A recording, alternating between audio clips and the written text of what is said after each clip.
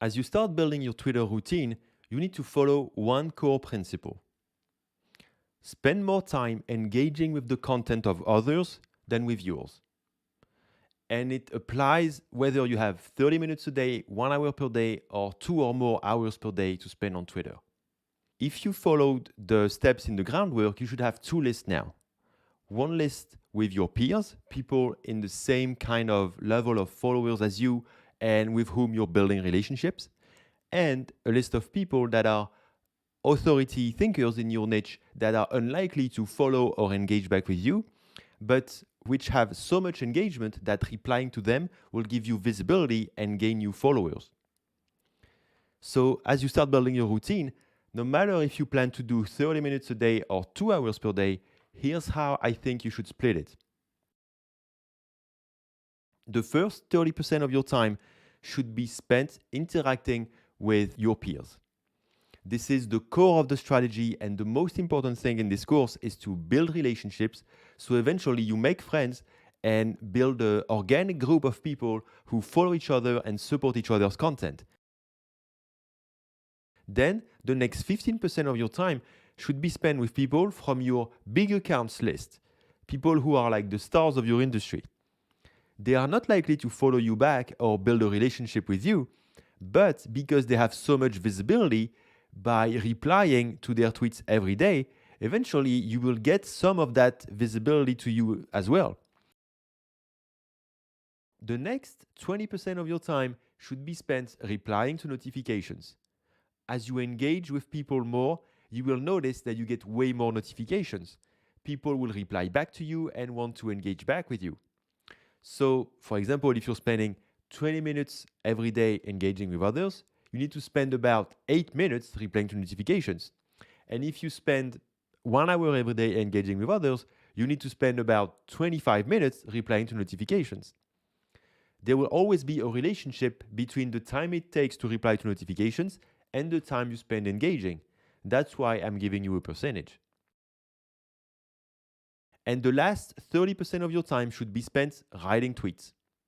Now, it might seem low if you're used to stuff about being a content creator and all of these big tactics to grow and write content, but let's remember how we will be writing most of our tweets. Most of our tweets will come from the replies. So actually, by spending 50% of our time engaging with other people's content, we are already drafting and pre-writing our own content.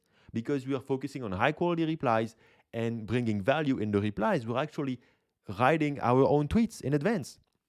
So that's why you don't need that much time at the beginning to focus on writing content. Just focus on replies and then repurpose the best one as your own tweets. What about writing stuff like threads or very specific content that you need to spend time creating? So for that, you will need to dedicate specific time every week or month just for this. For example, me, I spend a couple days every month creating all of the memes for the month, about 25 of them. So I just, have my meme creating routine, which is actually a bonus of this course if you're interested.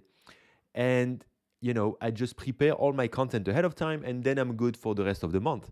And the other tweets I do are mostly replies that I repurpose. So it doesn't take me that much time, and yet I can create a lot of content.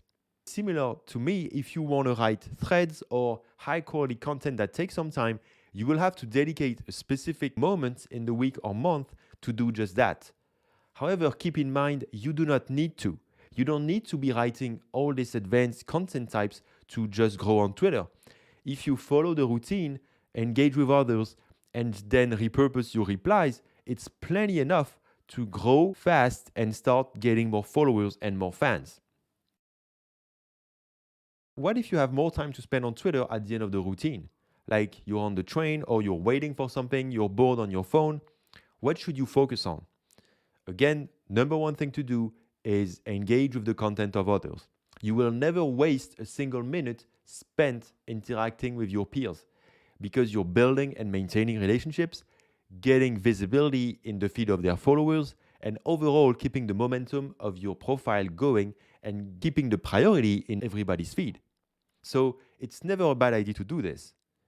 Now, Another thing you can do is if you have a lot of notifications, you can just spend this additional time, giving more attention to people, not just acknowledging their replies, but also replying and really focusing on giving them attention and showing them that you're invested in the relationship. Now, if you bought this course, you also got a couple of PDF files giving you instructions on how to apply this routine, depending on if you have 30 minutes a day, 1 hour per day, or 2 hours per day. So what I advise you to do is once you know the time you want to spend on Twitter every day, then every time you want to do the routine, you open the PDF and you go through each of these steps one by one. You can set a timer on a phone or on an app to make sure you don't go over each of them. And if you do them consistently every day, you will see significant improvement in your growth. One little tool that I love to use for time boxing is called Llama Life. It allows me to set my routine very precisely ahead of time, and then I just have to fill the boxes every day, and it makes it super easy to be consistent. So let me show you how it works. I can just add a task, for example, reply to notifications and engage with peers. And then I can add everything. Then I set the time. So for example, notification is going to be 15 and peers is going to be 30. And then boom, if it's time to start my routine, I just go play and then the timer starts and I can just start using Twitter. Then as it reaches the end, it's going to ring a bell to tell me that it's over and I need to move on to the next task. But the very powerful thing about it is that you can actually set routines ahead of time and just load them every morning. So let's delete that. Now let's go here to my routines. And then I can see, so I have a bunch of stuff related to this course actually that I'm recording right now. But I also have a couple of routines related to Twitter. So let's do Twitter Low. And here I created my daily routine that I do right now. Reply to notifications, engage with rockstars, big accounts, engage with friends, reply to notifications again. And in the evening, a couple hours after my tweets came out, reply to notifications of the day and plan for some retweets. Then I can just, either load from here or I can just directly load there. And boom, it's now in my list and I can start my routine. And I wanted to tell you about it because it's really a tool that made it so much easier for me. I keep recommending this product to everyone who asks me how I managed to be so efficient.